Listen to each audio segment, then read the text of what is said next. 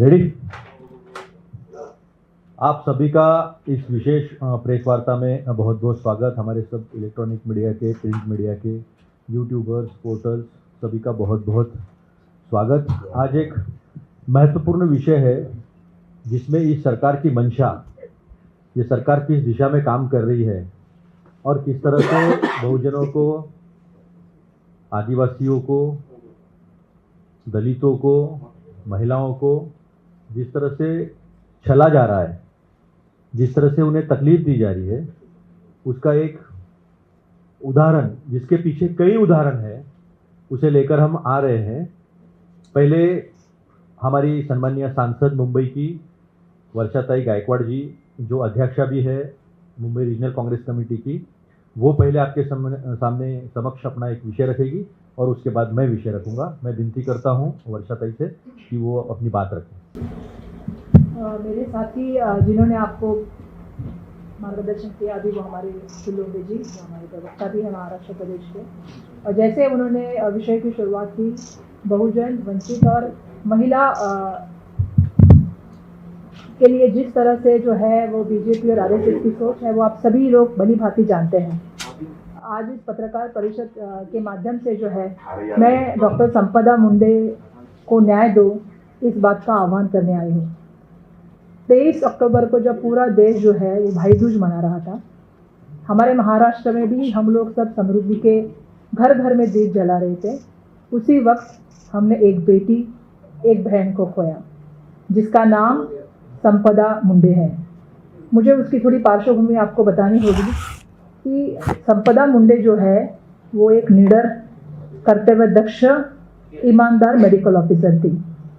वो बीड जिले के जो है ग्रामीण जिले से, गांव से आ रही थी, और मुझे ये कहना पड़ेगा कि वो जो है साधारण बहुजन समाज के परिवार से आ रही थी।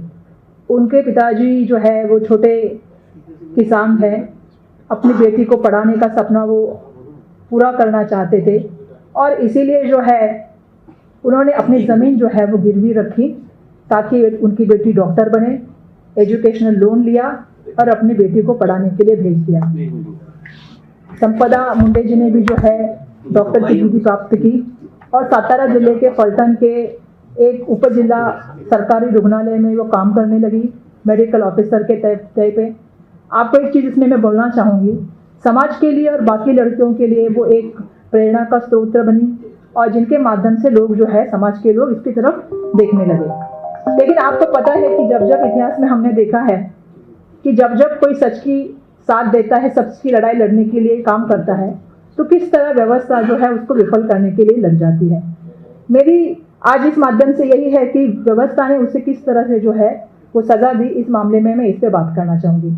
आज मैं उसके लिए शोक भावना तो व्यक्त करने आई हूँ, लेकिन हम इसमें उसके लिए जो है वो न्याय की मांग कर रहे हैं। साथ ही में उसके परिवार के लिए न्याय की मांग कर रहे हैं, और साथ ही जो अधिकारी ईमानदारी से, प्रामाणिकता से, सच्चाई से सरकार के सामने न झुकते हुए अपनी बात रखते हैं, उन सब के लिए मैं आज हक की बात करने के लिए आई हूँ, न्याय की बात करने के लिए आई हूँ। मुझे महाराष्ट्र के बारे में कुछ कहना है। आज महाराष्ट्र की आप अगर कानून व्यवस्था देखेंगे तो एनसीआरबी के अहवाल के अनुसार आपको बताना चाहती हूँ कि महाराष्ट्र की कानून की जो व्यवस्था है उसका भयानक पतन हुआ है।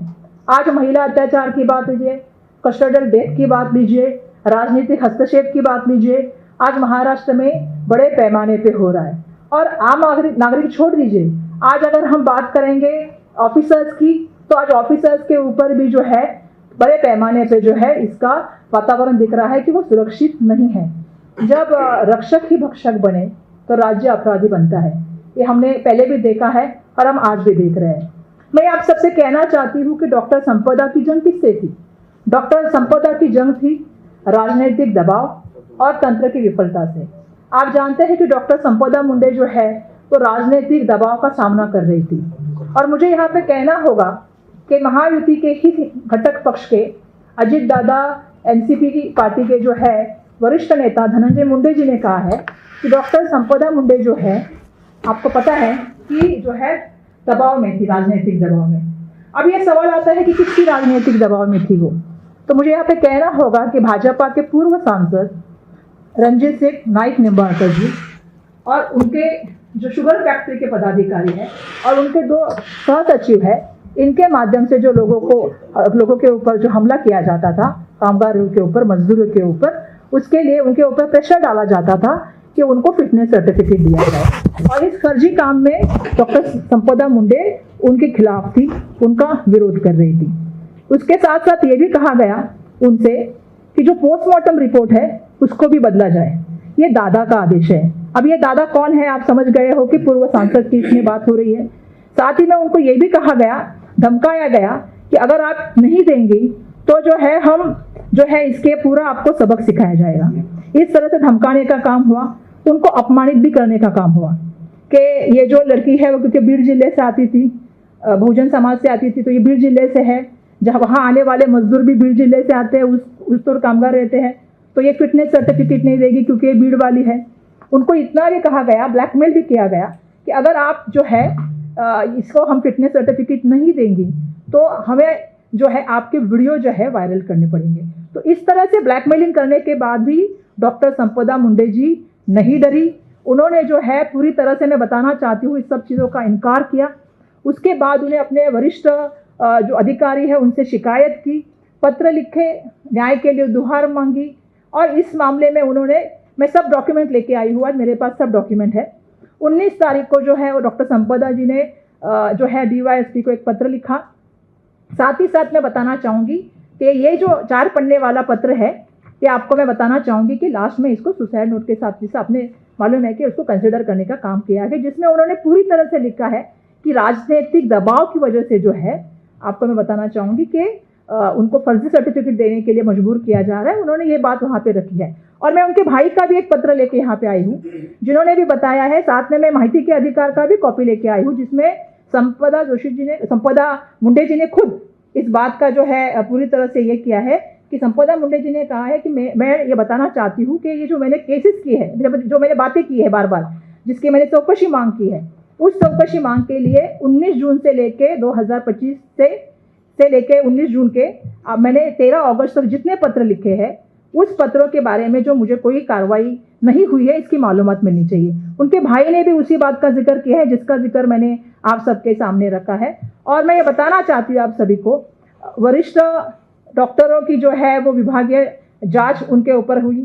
DYSP ने जो है उनके पत्रों को अनदेखा किया और ये जो व्यवस्था है, इस पूरी व्यवस्था ने जो है उनको विफल करने का काम किया।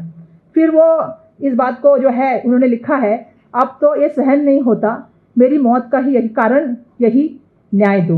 ये उन्होंने दोहार लगाई। उनके जो ये पत्र गए हैं, उनके जो लेटर ये गए हैं, जिसमें जैसा मैंने कहा कि माहिती के अधिकार के माध्यम से 19 जून में DYSP को, फिर जो कमेटी तकरार की आई उसका जो उन्होंने 4 पन्ने का एक्सप्लेनेशन किया, उसमें इन सभी में उन्होंने जो है पूर्व सांसद रणजीत सिंह नाइक निम्बालकर जी के बारे में उल्लेख किया है। लेकिन दुर्भाग्यवश आज भी उनको अटक नहीं हो पा रही, ये सब मुझे यहाँ पे कहना पड़ेगा। डॉक्टर संपदा के जो है अंतिम क्षणों की बात करते हैं। जब उनसे कागज छीन लिया गया तो आपको पता है कि उनका हाथ बोल उठा। आपको पता है कि जब सुसाइड नोट आई डॉक्टर संपदा की, उस सुसाइड नोट जो है वो हाथ पे लिखा हुआ, जिसका फोटो में लाई हुआ, आपने सबने देखा होगा उनका।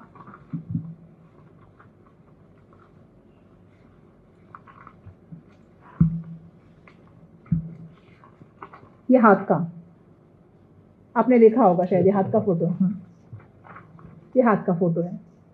जैसा मैंने कहा कि अंतिम क्षणों में जब उनके पास उनके कागज छीन लिया गया तो हाथ जो है वो बोल उठा। और डॉक्टर संपदा ने उनके सुसाइड नोट में जो है, आप सोचिए हाथ पे क्यों लिखा है, ऐसा अगर सोचेंगे तो क्यों लिखा आप सोचिए, क्योंकि वो ये समझ गई थी कि अगर उनकी मौत होती है तो क्या ये कागज़ कोई छुपा लेगा। जिस तरह से उनके ऊपर बार बार लगातार जो है उनको जो पहले से भी दबाने का कोशिश चल रही थी, वैसा कुछ होगा। आप अगर देखेंगे तो इस हस्ताक्षर पे के भी काफ़ी सवाल उठे हैं, क्योंकि जो हस्ताक्षर तज्ञ है उनका कहना है कि हस्ताक्षर जो उनके हाथ पे लिखे हैं, जैसा निरीक्षक शब्द की बात चली, और जो उन्होंने लेटर लिखा है उसमें अंतर है, वो मेल नहीं खाते हैं। तो हमारा कहना है कि इस बात की भी जांच होनी चाहिए और सच सामने आना चाहिए। मैं ये भी कहना चाहती हूँ कि इस व्यवस्था ने उनके में इतना जो है वो निराशा और अविश्वास की भावना पैदा की, जबकि वो सबसे बड़ी पॉजिटिव लड़की थी, कि सबसे बड़ी उनकी उम्मीद पुलिस थी। वो चाहती थी कि पुलिस उन्हें बचाए, लेकिन पुलिस को आपको पता है कि उनके उत्पीड़न का कारण बनी है। अगर पुलिस ही गुंडे बन जाए तो राज्य किसके हाथ में होगा और क्या हाल होगा, इसका हम देखते हैं कि संपदा के ऊपर जो है आप लोग को मैं कहना चाहती हूँ, बलात्कार हुआ, अत्याचार हुआ और वो PSI गोपाल बदने ने किया। जो पहला बलात्कार हुआ वो 15 जून 2025 को हुआ। दूसरा बलात्कार जो हुआ वो 10 जुलाई 2025 को हुआ। तीसरा बलात्कार 5 अगस्त 2025 को हुआ। चौथा बलात्कार 20 सितंबर 2025 को हुआ। और इसमें जो है उसको ब्लैकमेलिंग में धमकाने का काम किया। प्रशांत बनकर का भी नाम आया, जो शारीरिक और मानसिक उनका जो है वो उत्पीड़न करते थे, मारपीट करते थे, उनका अपमान करते थे, गाली गलौज करते थे। अगर आत्महत्या की बात निकले तो ये मैं कहना चाहूँगी कि आत्महत्या नहीं है, ये इंस्टीट्यूशनल हत्या है, ये हमारा पहले तो कहना है। मैं और भी चीज़ें कहना चाहती हूँ कि साजिश और दबाव का किस तरह से जाल बुना जाता है। हमारे राज्य के मुख्यमंत्री देवेंद्र फडणवीस जी जो है 2 दिन बाद पलटन गए, पलटन में मीटिंग आयोजित की। उस स्टेज पे उनके साथ वो सभी लोग थे जिनके ऊपर जो है डॉक्टर संपदा जी ने उंगली उठाई थी, जिनके ऊपर उन्होंने सवाल पैदा किए थे, वो सभी उनके साथ मंच पे थे। वो मंच पे गए, उन्होंने मंच भाषण किया कि अगर मुझे इस चीज़ में कुछ गलत दिखता तो मैं यहाँ पे नहीं आता। रंजीत सिंह नाइक निम्बालकर जी, आप डरिए मत, मैं आपके पीछे हूँ। मैं उनसे सवाल करना चाहती हूँ कि जिस तरह से डॉक्टर संपदा ने बार बार पत्र लिखे, बार बार गुहार लगाई, पुलिस इंस्पेक्टर जो PSI है उसके ऊपर जो है उन्होंने बलात्कार के आरोप लगे, इसके बावजूद भी आपने त्वरित किसी चीज़ की मालूमात, किसी चीज़ की चौकसी नहीं करते हुए क्लीन चिट क्यों दिया? आप किसे बचाना चाहते थे देवेंद्र फडणवीस जी? ये मेरा उनसे सवाल है। अधिकारी को या राजनीतिक अपने सहकारी को या जो उनके पूर्व सांसद है उनको आप बचाना चाहते थे? ये मेरा उनसे सवाल है। आप तो आपको पता है कि जिस तरह क्लीन चिट देने का देवेंद्र फडणवीस जी को आदत पड़ गया है। जैसे आपको पता है कि परभणी में सूर्यवंशी की जो केस थी जिसमें पुलिस कस्टडी में उनकी मौत हुई थी, जिसके बारे में भी जो है आके उन्होंने जो है क्लीन चिट देने का काम किया था।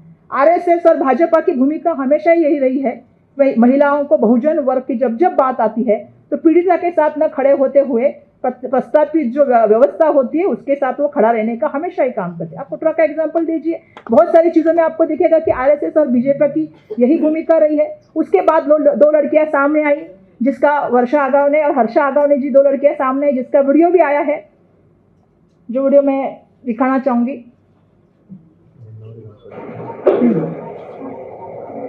काय चाललंय खासदार साहेब थांबवाय सगळं केसेस वगैरे किती अन्याय होणार आहे माझ्या आई वडिलांवरती। माझ्या ह्याच्या 3 दिवसासाठी माझ्या आई वडील सगळीकडे फिरताय। माझे वडील आज जेलमध्ये आहे, किती दिवस हे सगळं चालणार? थांबवाय सगळं, खूप त्रास होतो। मी तुमच्या आज वडील वागते माझ्या आई वडिलांपासून, तर मला जो त्रास होतो तो माझ्या आई वडिलांना नाही बघायचं। प्लीज तुम्हाला दया येत असेल माझी तर प्लीज थांबवायचं। खरंच मला भी खूप त्रास होतो आणि आमच्या आई वडिलांना आमचा त्रास पण नाही बघायचा। आमच्यासाठी जी लोक काम करत होती ती पण आज आमच्यापासून खूप लांब होती आणि जी लोक आमच्यासाठी पळत होती ते आमच्या जवळ सुद्धा येऊ शकत नाही। खरंच खूप त्रास होतो। आणि म्हणजे इसमें ये लड़की मुख्यमंत्री महोदय से मतलब कर रहे वो सांसद, पूर्व सांसद से, तो मुख्यमंत्री महोदय को मैं कहना चाहूँगी कि जो वीडियो है वो खुद उन्होंने देखा है कि पता नहीं, तो इसे देख ले। इसमें वो जो है जो पूर्व सांसद है रंजीत सिंह नाइक निम्बालकर जी, उनके जो सहकारी है और उनके जो फैक्ट्री के प्रशासक है उनके ये कह रही है कि यातना शोषण की जो गंभीर आरोप उनके ऊपर वो कर रही है और जिस तरह से उनको तकलीफ दी जा रही है उनके फैमिली को, उसको दिखाने का उन्होंने यहाँ पे जो है बात की है। और मैं ये कहना चाहती हूँ कि ऐसी एक घटना ही नहीं है, जिसका जिक्र ये भी करेंगे कि ननावरे कुटुंब की बात करेंगे, उन्होंने भी आपको मालूम है कि आत्महत्या की। तो ये एक छोटा सा आपको दिखता होगा कि एक छोटा सा बात दिखाने का कोशिश कर रहे हैं, लेकिन ये घटना नहीं है, आपको समझना पड़ेगी, इसके पीछे बड़ी साजिश है। और मुझे देवेंद्र फडणवीस से 2-3 सवाल पूछने हैं। एक तो मुझे देवेंद्र फडणवीस से पूछना है कि आपने आते ही क्लीन चिट कैसे दे दी? एक तो देवेंद्र फडणवीस जी, आप खुद जज अपॉइंटमेंट करने का हमने सुना है, जैसे सरकार को होता है अधिकार, लेकिन आप कब से जज बन गए? एक तरफ आप लाडली बहन की बात करेंगे, एक तरफ आप 1500 रुपये देने की बात करेंगे और दूसरी तरफ आप कोई बहन को जो है वो न्याय देने की बात नहीं कर रहे, उसके लिए इंसाफ करने की बात नहीं कर रहे, उसके जो पत्र आए हैं, उसका जो डॉक्यूमेंटेशन आया है उसके ऊपर आप कोई चौकसी करने की बात नहीं कर रहे। तो मेरा उनसे ये सवाल है कि ये साजिश के हिस्से को आप क्यों जो है छुपाने का काम कर रहे हैं, किसको बचाने का काम कर रहे हैं? आपके पूर्व सांसद, आपके पार्टी के सहकारी, या वहाँ के उपस्थित रहने वाले पुलिस अधिकारी, किसको बचाने का काम आप कर रहे हैं? ये मेरा उनसे सवाल है। आज खुले तौर पे जो है सच की मांग यही है कि यह आत्महत्या नहीं है, यह हत्या है। और डॉक्टर संपदा मुंडे के मौत के पीछे कौन है, उसको बचाने के लिए सरकार और पुलिस यंत्रणा क्यों इतनी काम कर रही है, इसके ऊपर भी बहुत सारे सवाल उठ रहे हैं। जिन अधिकारियों ने संपदा मुंडे की याचिका के तरफ देखा नहीं, उसको फॉलो किया नहीं, उनको जो है सातारा जिले में उनके पास ही ये जो केस है उसकी जांच दी गई है। तो हमारा और उनके परिवार का भी कहना है, संपदा के परिवार का कहना है कि ये आत्महत्या नहीं है, ये हत्या है। तो इसे जो है वो पूरी तरह से जो है निष्पक्ष तरीके से जो है स्वतंत्र और उच्च स्तरीय की जांच होनी चाहिए। ये उनके जो है वो परिवार की मांग है, और मैं समझती हूँ कि उसका साजिश जो इसके पीछे का षड्यंत्र है उसका भी पर्दाफाश होना चाहिए। ये भी उनके परिवार की मांग है। उनका कहना है हमें संवेदना नहीं, हमें न्याय चाहिए। तो मैं अपेक्षा करती हूँ कि मुझे न्याय मिले, लेकिन महिला आयोग की जो शर्मनाक रवैया रहा इसमें, उसके ऊपर भी मैं बात करना चाहती हूँ। राज्य महिला आयोग की हमारी अध्यक्षा पलटन में गई और उसके बाद जो उन्होंने 2 घंटे पुलिसों के साथ पूरा वक्त बिताया और उनकी प्रेस कॉन्फ्रेंस आई। मुझे उनसे एक सवाल पूछना था कि उन्होंने पीड़ित लड़की के माता पिता से क्यों बात नहीं की, ना उनसे कोई मुलाकात की, ना उनसे आपने कुछ बात करने के बगैर ही आपका भूमिका क्या थी?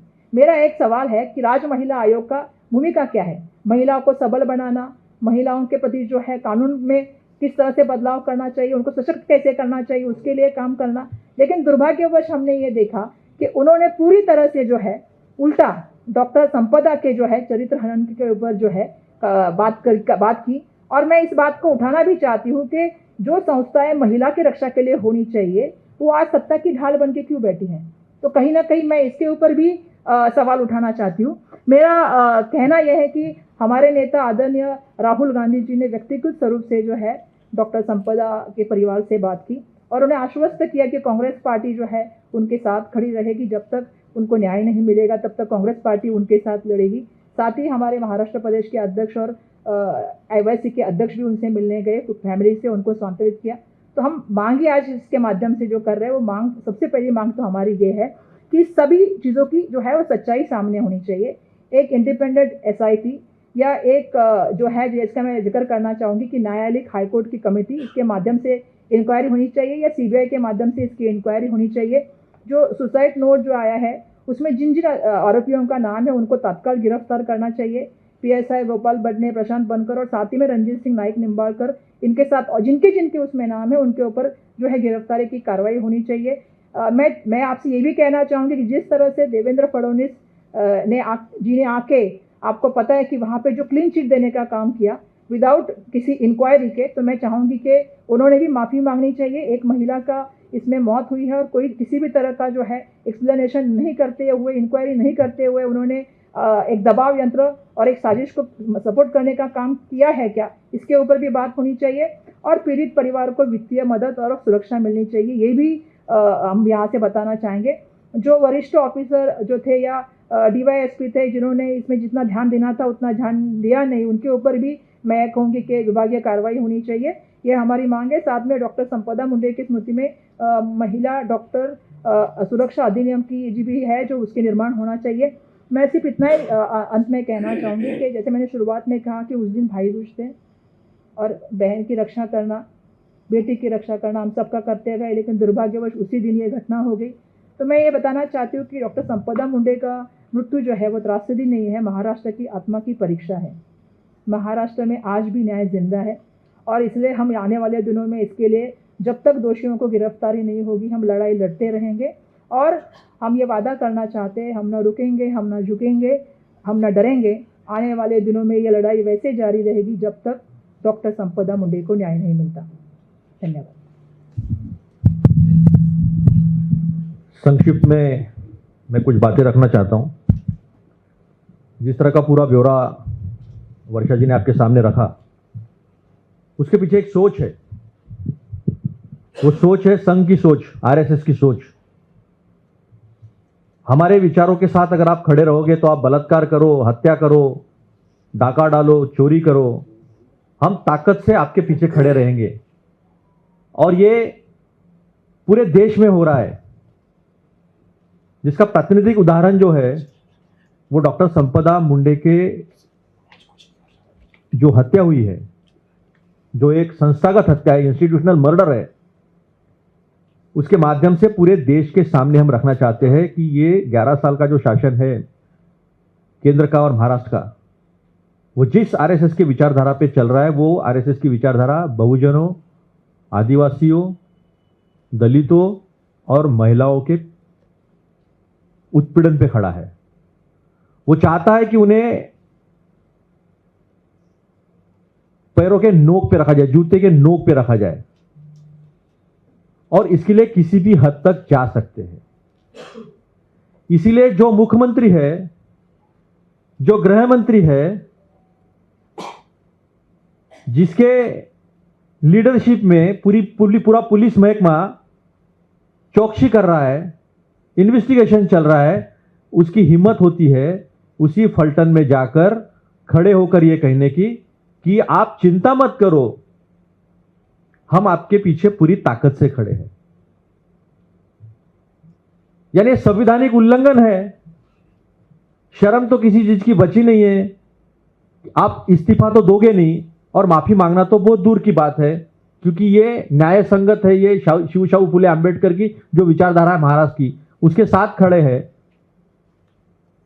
और ये उसके खिलाफ खड़े हैं, तो ये कभी माफी मांगेंगे या इस्तीफा देंगे ऐसा लगता नहीं। मैं तो सीधा सीधा कहता हूं, देवेंद्र फडणवीस जी को महाराष्ट्र का मुख्यमंत्री और गृह मंत्री रहने का कोई भी नैतिक और संवैधानिक अधिकार रहा नहीं। उन्होंने तुरंत इस्तीफा देके बाजू हो जाना चाहिए। अगर ऐसा अमित शाह जी या नरेंद्र मोदी जी नहीं कर सकते हैं, तो यह तय होता है कि एक लड़की पर, जो गरीब किसान की लड़की है, जिसने अपनी जमीन गिरवी रखकर उसे डॉक्टर बनाया, उसने भी अपने माता पिता के सपने पूरे किए, और एक लड़की बहुजन समाज की जब पढ़ लिख कर आगे आती है तो पूरे बहुजन समाज के लिए वो इंस्पिरेशन बनती है, प्रेरणा बनती है।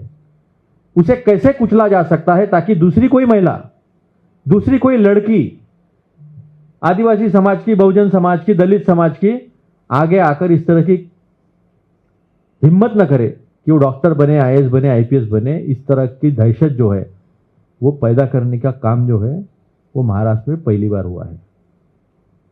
इसी तरह का कठुआ में हुआ था, पूरी संस्था कठुआ में पीछे खड़ी थी। इसी तरह का हाथरस में हुआ था। उस मां का दुख जो है वो हमने देखा था कि हल्दी भी नहीं लगाने दी।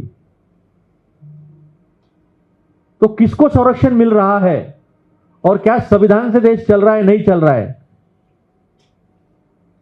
यह सोचना है देश की जनता को। क्योंकि आरएसएस के संविधान से यानी मनुस्मृति से देश अगर चलेगा तो वही होगा जो 12 दिसंबर 1949 को हिंदू कोड बिल के नाम से सभी महिलाओं को समानता का, आर्थिक समानता का, शिक्षा का, अपने पैरों पर खड़े रहने का जब अधिकार दिया जा रहा था, तो रामलीला मैदान में, यही दिल्ली के रामलीला मैदान में पंडित जवाहरलाल नेहरू जी, तत्कालीन प्रधानमंत्री और तत्कालीन कानून मंत्री डॉक्टर बाबा साहब अम्बेडकर के पुतले जलाए जा रहे थे। वो सोच आज भी 77 साल के बाद इस देश में अपना सर उठाकर संविधान को कुचलने का काम कर रही है। क्या ये देवेंद्र फडणवीस जी को शोभा देता है? जिसकी जांच चल रही है,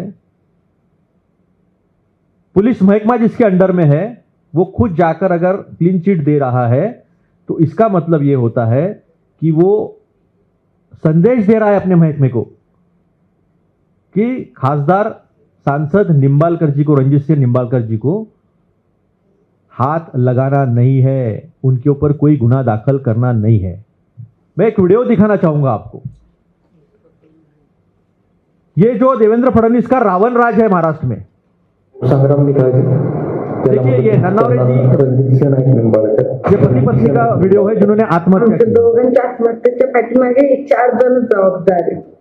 डॉक्टर मुंडे यांच्या आत्महत्या प्रकरणात माजी खासदार रणजितसिंह निंबाळकर यांचं नाव चर्चेत आलं होतं। त्यानंतर एक जुना व्हिडिओ सध्या व्हायरल होत आहे। फलटण सातारा येथील दाम्पत्यांनी आत्महत्या करण्यापूर्वी व्हिडिओमध्ये माजी खासदार रणजितसिंह निंबाळकर व इतर राजकीय नेत्यांचे नाव घेत आमच्या आत्महत्यास हे सर्व कारणीभूत आहेत। आता या व्हिडिओ नंतर देवेंद्र फडणवीस हे निंबाळकर यांच्यावर कोणती कारवाई करणार का, याकडे सर्वांचं लक्ष लागलं आहे. संग्राम दिघाचे, त्याला मदत करणारा रणजित नाईक निंबाळकर आणि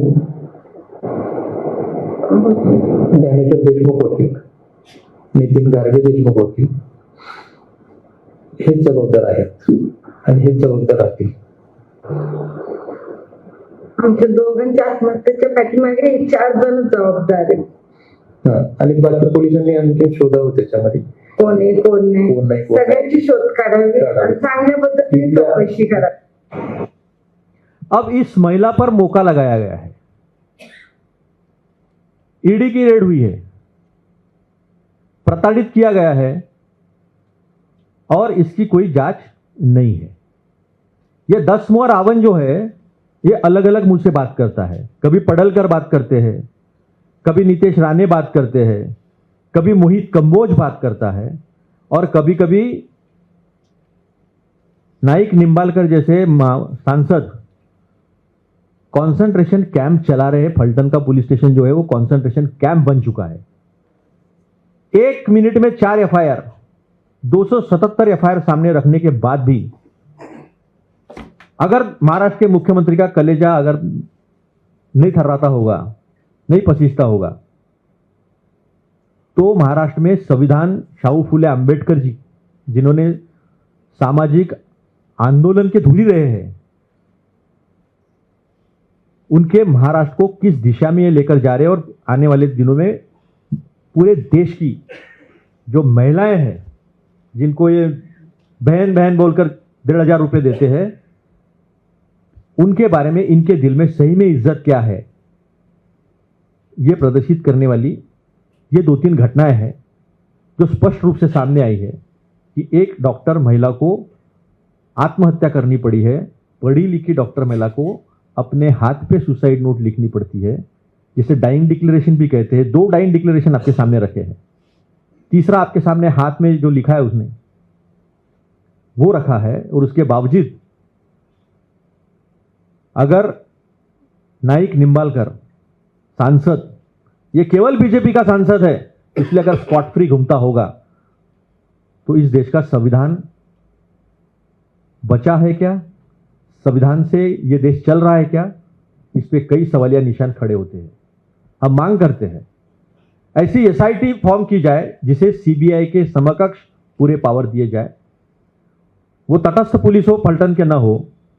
जो डीवाईएसपी है, जो पीएसआई है, जो बनकर है, उनकी पूरी तरह से जांच हो, विभागीय जांच हो पुलिस अधिकारियों की, एसपी की भी जांच हो कि उसकी भूमिका क्या रही है, राजनीतिक दबाव किस तरह से आया है और देवेंद्र फडणवीस जी जो कि मुख्यमंत्री है उन्होंने क्लीन चिट देने की हिमाकत कैसे की, उसके पीछे क्या राजनीतिक षड्यंत्र था, इसको भी जांच के दायरे में लाया जाए. आरएसएस के राज से, आरएसएस के विचार से, आरएसएस के मनुस्मृति से ये देश नहीं चलेगा. इसका संज्ञान खुद हमारे नेता प्रतिपक्ष राहुल गांधी जी ने लिया है. उन्होंने परिवार को वादा किया है कि आपकी न्याय की लड़ाई में हम आखिरी तक आपके साथ में खड़े रहेंगे.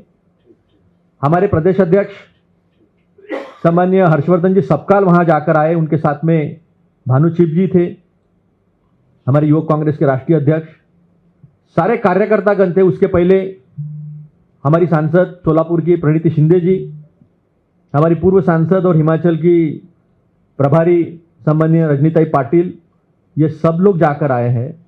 जगह जगह इसका निषेध भी हुआ है, लेकिन ये सरकार टस की मस नहीं होती है. ताकत से भ्रष्टाचारियों के पीछे, बलात्कारियों के पीछे, लुटेरों गुंडों के पीछे ये सरकार खड़ी रहती है. तो आज महाराष्ट्र के बहनों के मन में है कि देवा भाऊ है, ये देवा गुंडा है. ये छवि जो है वो देवेंद्र फडणवीस ने अपनी बना ली है. तो ये जो मांग हमने की है वो पूरे राष्ट्र के सामने रखी है, देश के सामने रखी है. और जिस तरह से निर्भया कांड के बाद एक कानून बना था, उसी तरह का कानून डॉक्टर महिलाओं के लिए पीड़िता के नाम से बनाया जाए, सख्त कानून बनाया जाए और किसी भी तरह से कोई भी राजनीतिक दबाव में गन्ना मजदूर हो, उनके मुकादम हो कॉन्ट्रैक्टर, उनके ऊपर दबाव डालने कर जो वसूली का कार्यक्रम चलता है, ऐसे किसी भी क्षेत्र में डॉक्टर पर दबाव ना आए, फिटनेस सर्टिफिकेट देने के लिए उनके ऊपर बलात्कार ना हो। चारों बलात्कार कब हुए सारा सामने रखा है। यह हमारी मांग है और अगर ये जल्दी नहीं होता है, अगर उनको न्याय नहीं मिलता है, तो राहुल जी के नेतृत्व में बहुत बड़ा आंदोलन जो है वो महाराष्ट्र में खड़ा करेंगे। धन्यवाद। सवाल होंगे तो पूछिए।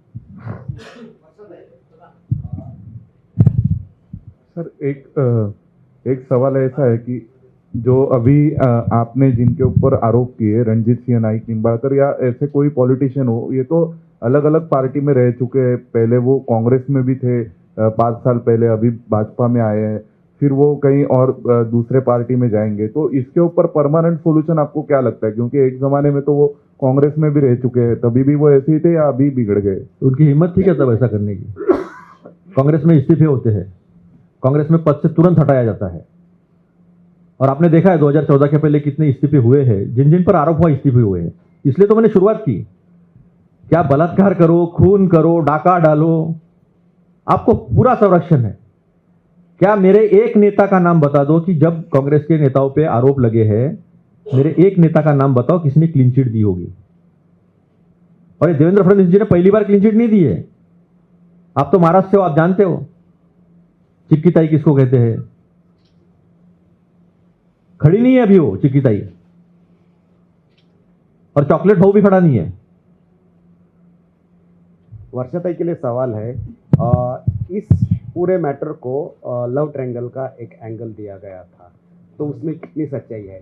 सेकंड सवाल मेरा है, जो हैंडराइटिंग जो है वो अलग दिख रही है, इसका मतलब कि उसको मारने की साजिश थी क्या? और थर्ड सवाल है, अपने दादा का नाम लिया कि दादा का नाम लेकर वहाँ पे प्रेशर बनाया जाए, तो वो दादा कौन है? पहला आपने सवाल पूछा कि जो लव एंगल का उसमें दिखाने की बात है।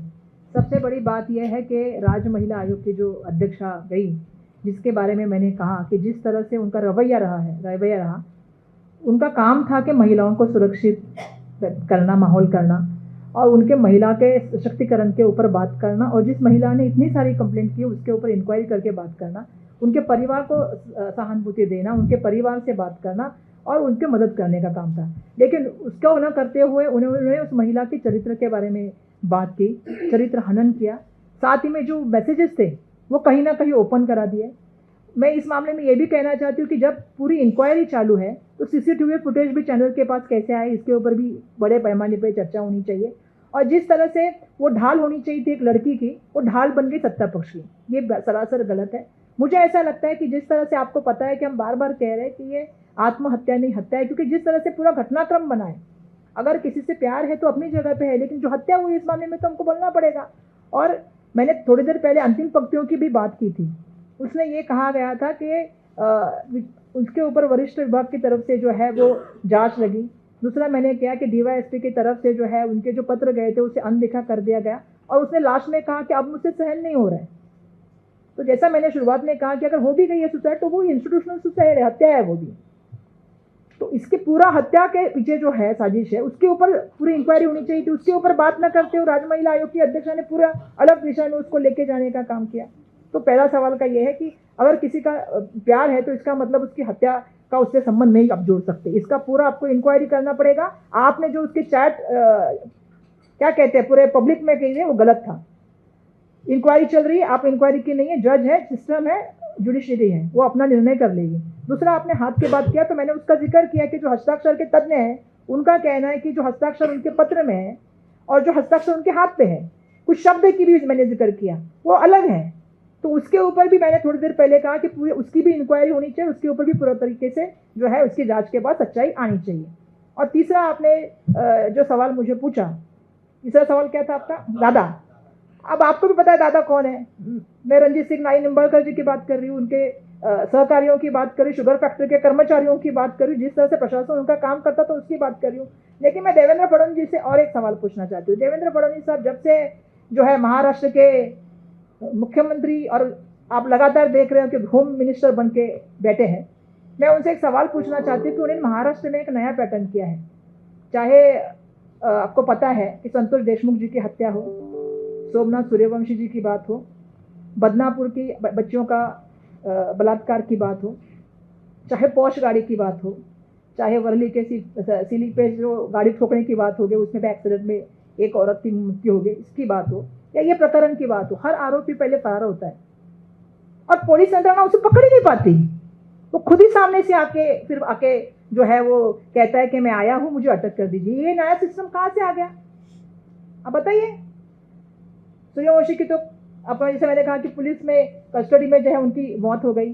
संतोष देशमुख जी के बताइए आप मुझे, वाल्मीकि जो अटक हुई है वो खुद आए, अभी तक उनके जो एक गुनहगार है अभी तक अटक ही नहीं हो पाई। बदनापुर के ट्रस्टी कितने दिन तक फरार रहे? हाँ, महादेव मुंडे जी, बताइए। तो मेरा एक सवाल आ रहा है कि पुलिस यंत्रणा कर क्या रही है महाराष्ट्र की? आप होम मिनिस्टर हो, अगर आप नहीं संभाल पा रहे हो तो आप किसी और को होम मिनिस्टर बना दो। लेकिन आप होम मिनिस्टर भी रहना चाहते हो, आप जो है मुख्यमंत्री भी खुद ही हो और आप क्लीन चिट भी खुद ही दे रहे हो अपने आप को। ये तो कोई तरीका नहीं हुआ।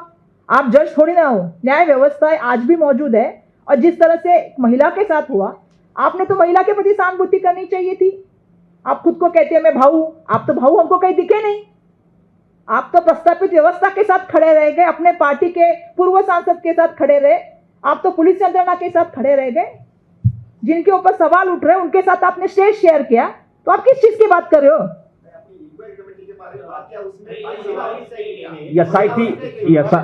एसआईटी स्थापन करने की आप दोनों बात कर रहे हैं। जिस तरह से माहौल पूरे देश में है, महाराष्ट्र में भी जिस तरह से माहौल है, क्या आपको लगता कि आपकी मांग पूरी होगी क्या? अगर नहीं होती है तो आपके सामने क्या रास्ते हैं? आंदोलन। इतना स्पष्ट तरीके से उस महिला ने लिखा है, चौथा बलात्कार जब 20 दिसंबर को हुआ, उसमें लिखा है थाने में बुलाकर फिर हमला, कहा अभी फिटनेस नहीं दिया, देख लो इसके बाद ब्लैकमेल, वीडियो वायरल कर दूंगा। इतने स्पष्ट तरीके से हाथ पे लिखा हुआ डाइंग डिक्लेरेशन है, उसके ऊपर कार्रवाई नहीं होती है, क्या जनता ये सहन करेगी? क्या इस देश की महिलाएं जिन्हें लाड़की कहा जाता है, कहीं लाडली कहा जाता है, तो बीजेपी का सही चेहरा जो है, असली चेहरा जो है, घृणित चेहरा जो है, वो स्पष्ट तरीके से सामने आया है। और कितने सबूत सामने रखना चाहिए? मैं मीडिया को भी विनती करूंगा, मैं ये विषय राजनीतिक नहीं है, ये विषय तुम्हारे हमारे बहनों का है, माताओं का है, बच्चियों का है। आपने भी इसे जोर शोर से उठाना चाहिए और सरकार से मांग करनी चाहिए। सरकार को बाध्य करना चाहिए, हमारे साथ मिलकर हमारा साथ देना चाहिए, क्योंकि ये महिलाओं के अधिकार का सवाल है, बहुजनों के अधिकार का सवाल है। मजदूरों को मारा जाता है, पीटा जाता है, फिटनेस सर्टिफिकेट जबरन लिया जाता है और फिर उनको बदनाम करने की कोशिश की जाती है। ये घिनौनी हरकत नहीं है। एक महिला आयोग की अध्यक्ष है, सदस्य, आपने पूछा कि महिला सदस्य की मांग करोगे क्या आप, तो ये एक घिनौनी सोच है। ये महिला पुरुष से परे है। महिला अध्यक्ष जाकर वहां कहती है, लांछन लगाती है उसके चरित्र पर, तो क्या महिला और क्या पुरुष? सोच की बात है, ये न्याय देने की बात है, न्याय संगत बात करने की बात है। तो हमारी मांग है न्याय मिले। अब सपने तो वापस ला नहीं सकते।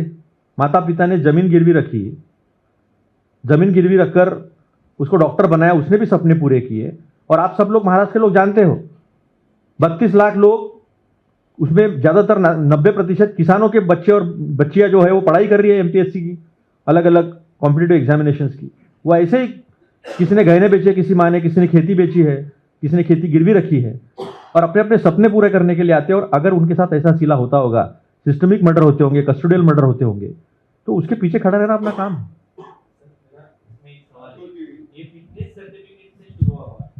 अगर वो और पुलिस स्टेशन में जब जाते हैं तो बोलते हैं कि वीडियो बाहर निकाल दोगे अगर फिटनेस सर्टिफिकेट नहीं दिए।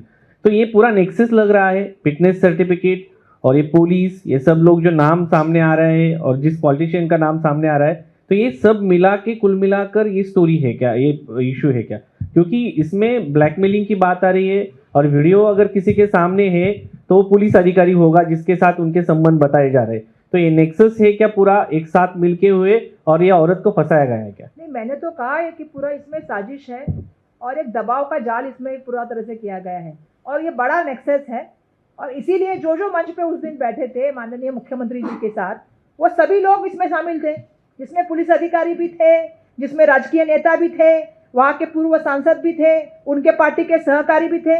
तो मैंने तो शुरुआत में ही अपनी बातों में ये कहा है कि जिस तरह उस लड़की ने बार बार शिकायतें की, मदद की गुहार की और अपनी बात रखने की हर कोशिश की, चाहे वरिष्ठ अधिकारी हो, चाहे डीवाईएसपी हो, और उसके बाद जब वो विफल रही तो उसने यही कहा कि मेरी सभी चीज़ों को जो है अनदेखा किया गया, और उसके मौत के बाद उसको अपेक्षा थी कि उसको न्याय मिलेगा। ऐसा बिल्कुल ये सही कह रहे हैं कि एक महिला को प्रति देखने का नज़रिया जो है वो अलग होना चाहिए। इसलिए मैंने जानबूझ के शुरुआत ये की कि उस दिन जो था वो भाई दूज थी, और ऐसे समय में अगर बहनें सुरक्षित नहीं है, राज्य के मुख्यमंत्री किसी बात की इंक्वायरी नहीं करते हुए आते हैं और क्लीन चिट देते हैं और कहते हैं मैं आपके पीछे हूँ, तो इससे बड़ा साजिश और दबाव का जाल क्या हो सकता है, इससे मुझे आप बताइए। देखिए, मैं क्रोनोलॉजी बताता हूँ आपको।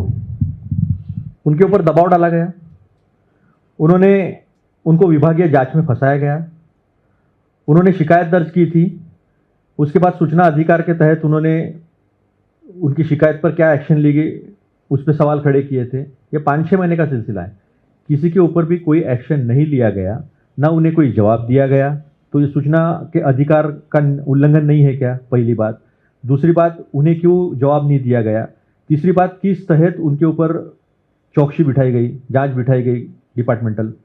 चौथी बात, उन्होंने आखिरी में ये कह दिया हाथ पर लिखकर कि मैं अभी मुझे सहन नहीं होता है। यानी चारों तरफ बलात्कार होना, जैसा उन्होंने लिखा है, हाथ पर लिखा है, शारीरिक शोषण हुआ है, प्रताड़ना हुई है, तकलीफ दी है, मानसिक तकलीफ दी है। इतना सारा लिखने के बाद और किस चीज को हम षड्यंत्र कहेंगे। उनके भाई का एक पत्र भी मैं लाई हूँ, उनके भाई का मैं एक पत्र भी लाई हूँ, उनके भाई का पत्र लाई हूँ। उनके भाई ने भी यही बात कही है कि लगातार हम पत्र लिख रहे हैं, जो आप बात कर रहे हैं, ये बात कर रहे हैं, वो आरटीआई की मैं कॉपी लेके आया जो उसने मांगा है। ये जो चौकसी कमेटी की लगी थी उसकी पूरी रिपोर्ट मैं लाई हूँ साथ में। तो हर बार हर चीज़ में उसने अपनी गुहार लगाई है। आज फैमिली गुहार लगा रही है। फैमिली क्या चाहती है? एक स्वतंत्र, निष्पक्ष और उच्च स्तरीय जांच हो, उसको न्याय मिले। वो कह रहे हमें संवेदना नहीं, हमें न्याय चाहिए, इसकी पूरी इंक्वायरी होनी चाहिए। और जिस तरह से आप सबको पता है कि एक तो लड़कियां बहुजन समाज की पढ़ती लिखती कैसे, ये आपको पता है। जिस वातावरण से हम आते हैं वहाँ तक पहुँचने के लिए बहुत मेहनत से जाना पड़ता है, बहुत सारी जगहों पे अपमान होता है, उसको सहन के आगे बढ़ना पड़ता है। और एक लड़की जब डॉक्टर बनती है और उसकी इस तरह से मौत हो जाती है, जिसके ऊपर अभी तक ये भी पता नहीं है कि वो सुसाइड है कि वो हत्या है, तो उसकी कोई भी डॉक्यूमेंटेशन उनके फैमिली को दिया नहीं जाता है। उसको खुद, जैसा इन्होंने कहा, मैंने पूरा घटनाक्रम कहा था कि 19 जून को उसने डीवाईएसपी पर कंप्लेंट की, फिर उसके ही वरिष्ठ अधिकारियों ने जो है उसके खिलाफ पूरी जांच कर दी, उसके ऊपर भी रिपोर्ट उसने पूरा लिख के भेज दिया। इतना सब करने के बाद भी जो है उसको न्याय नहीं मिल पा रहा है। आज मौत होने के बाद भी उसको न्याय नहीं मिल पा रहा है। तो हम सबकी जिम्मेदारी है, इस भारत के नागरिक, जो इस देश के संविधान में यकीन करता है, जो आपको पता है कि बहुजन वर्ग से आता है, गरीबी से आता है, किसान का बेटा है, किसान की बेटी है, कामगार मजदूर का बेटा बेटी आती है, उनके लिए खड़ा रहना ये हम सबकी जिम्मेदारी है। और मैं समझती हूँ हम सब लोग इसके लिए साथ में लड़ेंगे। जी, आपने बात चल रही है डॉक्टर संपदा मुंडे की। इससे पहले भी कई बीजेपी सांसदों के इस तरीके के महिलाओं के साथ अत्याचार के वीडियो आते रहे हैं। हर बार यही होता है कि उनके लिए आंदोलन करेंगे। आप कहते हैं कि आंदोलन होगा, आंदोलन होगा। देश की जनता क्या करे? देश की जनता तो विपक्ष की तरफ ही देख रही है। और आप वो आंदोलन कब करेंगे? क्योंकि आंदोलन हो नहीं रहा, चाहे वो केरला का मामला हो, कर्नाटक का मामला हो। आपने आरएसएस की बात की, केरला में भी पुरुष ने, एक लड़के ने सुसाइड किया, कर्नाटक में एक सांसद की कई वीडियो सामने आए। इस तरह के कितने सारे मामले हैं, लेकिन वो आंदोलन की बात आप कहते जरूर हैं, लेकिन वो आंदोलन कभी कहीं नजर नहीं आता। और शायद आपने देखा नहीं होगा, हाथरस में आदरणीय प्रियंका जी को किस तरह से हाउस अरेस्ट करके रखा था, गंदी सी रूम में रखा गया था। राहुल जी को वहां जाने से रोका गया था, किस तरह का आंदोलन किया था वो आपने देखा। जिस रेवन्ना की आप बात कर रहे हो, जिसका प्रचार आदरणीय सम्माननीय प्रधान सेवक उन्होंने कहा था कि इनको वोट यानी मुझे वोट, उसको भी जेल में जाना पड़ा। उसकी इंक्वायरी हमने की, क्योंकि हमारी सरकार थी वहाँ पे, तो हमने इंक्वायरी ईमानदारी से की। जैसे वोट चोरी की इंक्वायरी की, 2 रुपये वालों का भाव 80 रुपया हो गया, हमको पता ही नहीं चला। शायद उनको डीए दिया होगा, डियरनेस अलाउंस। और इन्होंने तो परचम ऑस्ट्रेलिया में फड़काया है। बालेश धनखड़ आपको पता होगा, ओवरसीज का उपाध्यक्ष, 5 महिलाओं को नौकरी का झांसा देकर बलात्कार किया, 40 साल की सजा वहाँ हुई, वो भी मुद्दा हमने उठाया है। तो आंदोलन एक प्रतीकात्मक भूमिका होती है जो प्रतिपक्ष के हाथ में होती है। दूसरी भूमिका आंदोलन की यह होती है कि संसद में उस मुद्दे को उठाया जाए। तीसरी भूमिका होती है विधानसभा में उस मुद्दे को उठाया जाए, सड़कों पे उठाया जाए। सड़कों पे तो उठाया जा रहा है। उनका घर है बीड़ जिले की है, प्रताड़ित किया गया। देखो, भाषा के नाम पे, जात के नाम पर, धर्म के नाम पर प्रताड़ित करने की तो चल ही रहा है। सांसद ने कहा ये बीड़ की है, बीड़ की है, इस तरह से कहा। संतों की भूमि है मराठवाड़ा, उसको बदनाम करने का, उसको लांछित करने का काम किया। तो आंदोलन करते हैं हम लोग। अब दिक्कत यह है कि आप लोग सब दिखाना चाहते हो लेकिन दिखा नहीं पाते हो। आपकी भी दिक्कत है, आपकी भी दिक्कत है। सोशल मीडिया पे जाओ तो वहां एल्गोरिदम सेट होते हैं, लेकिन हम सड़क पे उतरते हैं। हमारा नेता सड़क पे उतरता है और ताकत से पीछे खड़े रहते हैं और पूरी कोशिश करते हैं न्याय देने की, क्योंकि संविधान बचाना जिन्होंने बनाया उनका भी काम है, हम बचाएंगे। इस देश में कितनी भी ताकत लगा दे आरएसएस, मनुस्मृति कभी नहीं आएगी। इस देश का संविधान रहेगा और उसके लिए कांग्रेस का कार्यकर्ता जैसे स्वाधीनता संग्राम में बलिदान दिए वैसे अभी भी देंगे। लेकिन किसी ने सवाल नहीं पूछा बीजेपी से आज तक कि कितने लोग उनके वंदे मातरम कहते कहते फांसी के तक पे चढ़ गए, कितने लोगों ने भारत माता की जय करके सीने पे गोली खाई स्वाधीनता संग्राम में। तो एक भी नहीं था, एक भी नहीं था। तो यह वास्तविकता है। तो हम भी लोकतंत्र को बचाने की कठिन लड़ाई जो है वो लड़ रहे हैं, संविधान को बचाने की कठिन लड़ाई लड़ रहे हैं और जहां जहां हो सके वहां न्याय देने की कोशिश कर रहे हैं और करते रहेंगे, चाहे वो संसद हो चाहे वो सड़क हो। आपने देखा होगा 300 सांसद को जाने नहीं दिया, 300 सांसद को जाने नहीं दिया। 70 करोड़ का जो प्रतिनिधित्व करते हैं उन लोगों को जाने नहीं दिया है। सारे सबूत सामने रहे, वोट चोरी के रखने के बावजूद देश का इलेक्शन कमिश्नर भाजपा का कार्यकर्ता बन के काम कर रहा है। तो ये सारे कठिनाइयों का बावजूद हम लोग लड़ रहे हैं और ताकत से लड़ेंगे। वर्षा भाई, राहुल जी ने इस बारे में ट्वीट भी किया था। राहुल जी ने इस बारे में ट्वीट भी किया था, कल बात भी की है उनकी फैमिली से। क्या आने वाले समय में राहुल जी खुद उनकी फैमिली से मिलने के लिए महाराष्ट्र बीड़ जाने वाले हैं क्या? उस बारे में कुछ बातचीत हुई है क्या? क्योंकि राहुल जी ने तो आश्वस्त किया है हम उनके साथ खड़े रहेंगे, लेकिन वहां उनके फैमिली के मिलने के लिए राहुल जी जाने वाले हैं क्या? देखिए, बिल्कुल राहुल जी ने वैयक्तिक स्वरूप से उनसे बात की, फैमिली को आश्वासन दिया है कि कांग्रेस पार्टी उनके साथ खड़ी रहेगी। और भाई साहब ने थोड़ी देर पहले एक सवाल पूछा था कि लड़ाई करने का काम आज विपक्ष करके कांग्रेस पार्टी जिस तरह से लड़ने का काम कर रही है, चाहे वो वोट चोरी का मामला हो या महिला से जो अत्याचार का मामला हो, उस मामले में कांग्रेस पार्टी लगातार लड़ाई करने का काम कर रही है और आने वाले दिनों में भी करेगी।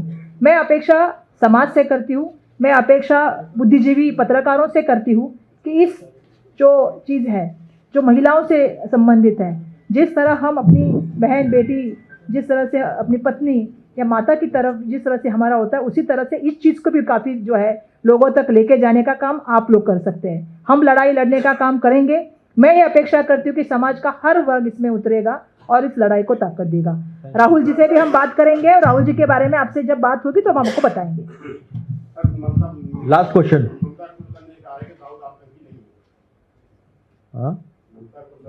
भाई साहब, आप आज डॉक्टर संपदा मुंडे के ऊपर बात कीजिए।